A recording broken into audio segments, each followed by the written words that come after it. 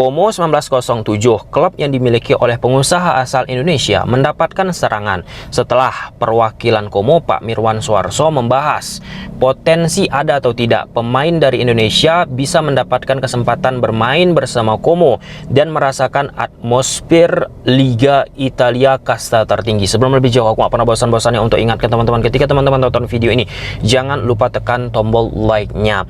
Ya, ini bukan pembahasan pertama kita soal Como. 4-5 hari yang lalu kita juga sudah membahas bagaimana fantastisnya Como. Mereka merombak struktural manajemen, kemudian mereka merekrut tim analisis, dan video di 4-5 hari yang lalu kita juga sudah membahas statement dari Pak Mirwan Suarso soal pandangan beliau terhadap pemain-pemain yang berasal dari Indonesia, termasuk Tom Haye. Jujur, di 24 jam terakhir pada saat aku memposting video ini teman-teman, pemberitaan soal Tom Haye dipandang oleh Pak Mirwan Suarso selaku perwakilan dari Como teman-teman, beritanya sudah kemana-mana, sehingga sumpah serapah sampai nih di Como, di kolom komentarnya itu gila-gilaan dilakukan oleh oknum-oknum tertentu, didoakan terdegradasi lagi Como. Nah, itu video pertama, aku harap teman-teman tonton.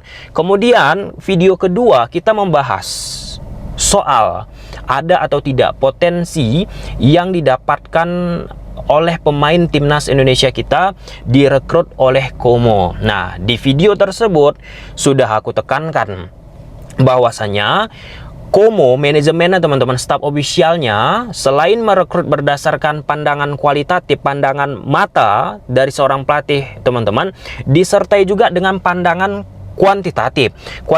Kuantitatif itu apa? Berdasarkan data statistik. Itulah rujukan mereka sehingga menghasilkan keputusan yang objektif. Ini video yang ketiga. Pengalaman aku teman-teman, nanti akan aku sampaikan, ada beberapa elaborasi juga.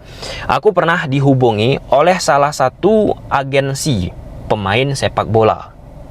Agensi ini meminta aku untuk membuat ataupun mengulas salah seorang pemain dari Spanyol saat itu. Nah, normalnya biasanya ketika ada pihak-pihak terkait yang mengajak aku kerjasama, baik itu untuk menganalisa pertandingan-pertandingan tertentu ataupun pemain, aku wajib menonton pertandingan sebanyak 5 match full. Wajib itu minimal, maksimal ataupun aku rasa paling nyaman sampai 10 match. Oke. Jadi agensi ini minta. Tentu aku pun bertanya apa tujuan dari agensi tersebut. Nah, secara garis besarnya, bargaining positionnya, agar mendapatkan kesempatan kita menilai pemain tersebut bukan hanya berdasarkan pandangan dari kualitatif, pandangan dari mata kita sendiri, tapi disertai dengan data statistik. Nah, dulu teman-teman, kita sudah banyak menyajikan pembahasan pemain berdasarkan data statistik dan analisis permainan di atas lapangan. Silahkan aja nonton teman-teman. Nah, itulah yang menjadi keinginan pihak agensi tersebut sehingga mereka meng-call aku. Apa intisari dari poin tersebut teman-teman? Bahwasanya mereka tidak hanya mengandalkan hanya dari satu pendapat, hanya dari satu opini, tapi mereka ingin juga mengandalkan selain opini tapi diiringi dengan data statistik. Nah, data statistik yang aku sajikan kalau membahas match ataupun pemain-pemain menggunakan grafis tactical, itu data yang sifatnya berbayar. Itu banyak disaksikan oleh talent scout ataupun pelatih-pelatih di Liga Indonesia kita teman-teman, sampai banyak juga pelatih-pelatih yang ada di kawasan Asia Tenggara mengkontak aku untuk meminta dibawalah ke Liga Indonesia, di atmosfer Liga Indonesia. Tentu aku bukan sebagai agensi, dan tak bisa aku membawa pelatih tersebut, termasuk pemain-pemain dari Amerika Latin, dari negara Afrika. Mereka menghubungi aku untuk bawa ke Indonesia. Nggak bisa, aku bukan agen. Aku seorang video analis, tactical analis, atau performance analis. Nah, dan yang terbaru belum lama ini teman-teman, di saat salah satu tim dari Timur Tengah, video analisnya melihat video aku di YouTube, kemudian mereka meng-call aku, membahas, menceritakan bagaimana pendekatan permainan dari Coach Sintayong, perkembangannya dari versi aku teman-teman. Itu sekedar tukar pikiran. Jadi kita tarik lagi ke posisi, apakah ada kesempatan bagi pemain Indonesia untuk bisa berlaga bersama Como di kasta tertinggi? Yang paling penting itu tadi, penuhi dulu dua syarat tadi, dari sisi kualitatif oke, dan dari sisi kuantitatif oke. Nggak bisa kita paksa, nggak bisa kita ujuk-ujuk, kita dorong. Di sisi lain, padahal dari data statistik, dari data kualitatif teman-teman, dari pandangan kualitatif maksudnya tidak bukan, ini harus hati-hati aku. Mungkin saat itu belum bisa fight ini di kasta tertinggi Liga Italia. Makanya di video pertama dan di video kedua khususnya teman-teman, aku bertanya, dari pemain sepak bola yang ada di Indonesia menurut teman-teman, ataupun pemain timnas Indonesia yang berdasarkan kualitatifnya, yang berdasarkan kuantitatifnya, data statistik teman-teman, yang bisa layak bermain di kasta tertinggi itu siapa? Coba tulis di kolom komentar. Aku pikir Jay Edges memiliki potensi karena ia sudah merasakan atmosfer Liga Italia.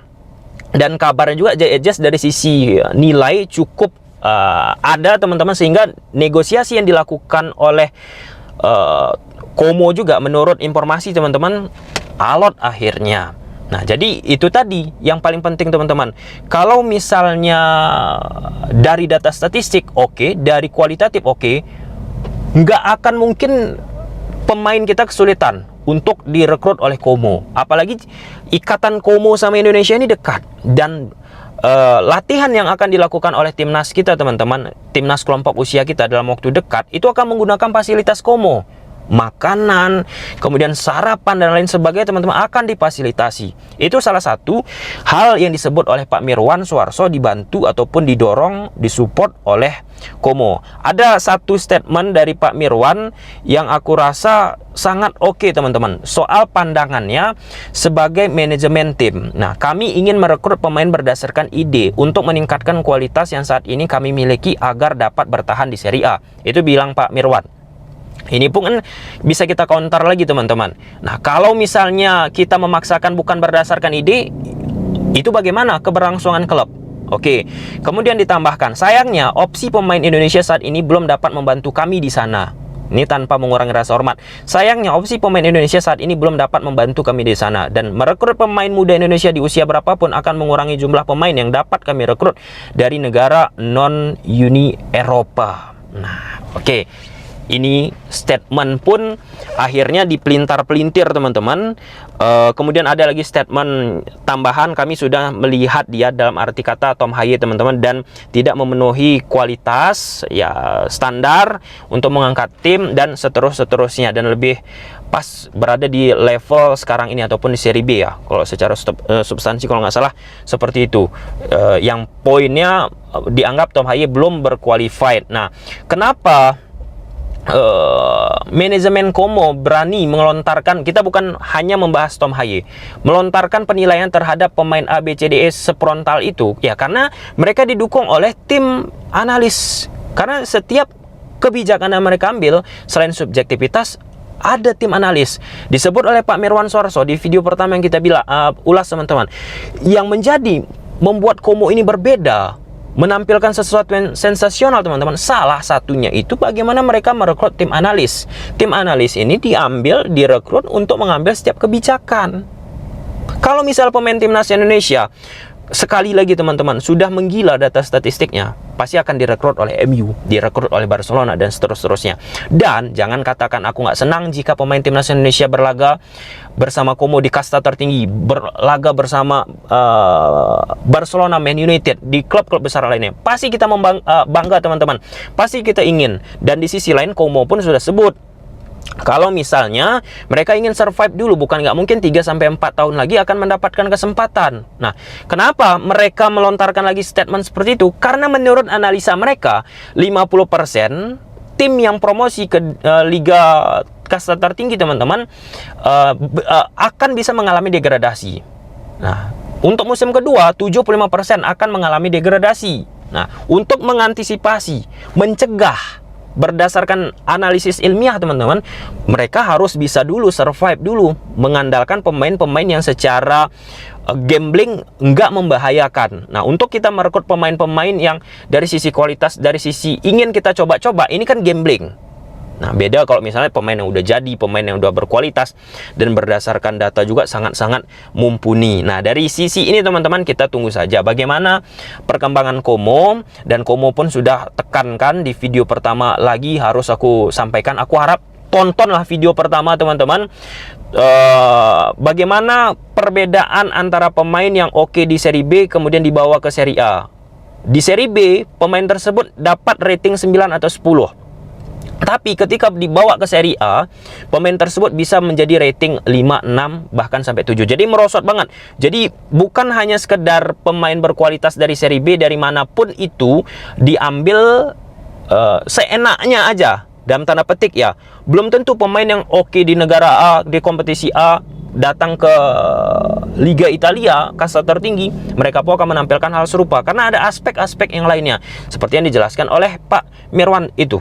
Di seri B, padahal ya atmosfer Liga Italia sudah dirasakan, menghasilkan rating yang oke, kemudian dibawa ke Liga Italia, masih sama nih, kasta tertinggi, tapi mengalami penurunan. Oke, itulah dia beberapa poin, teman-teman.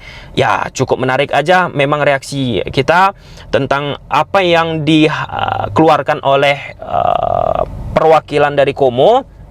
Dan ya, inilah dia bagaimana iklim sepak bola kita, teman-teman, atmosfer sepak bola kita.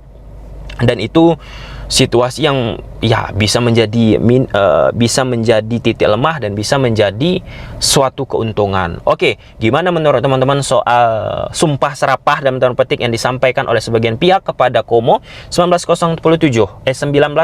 Coba silahkan tulis di kolom komentar. Bye.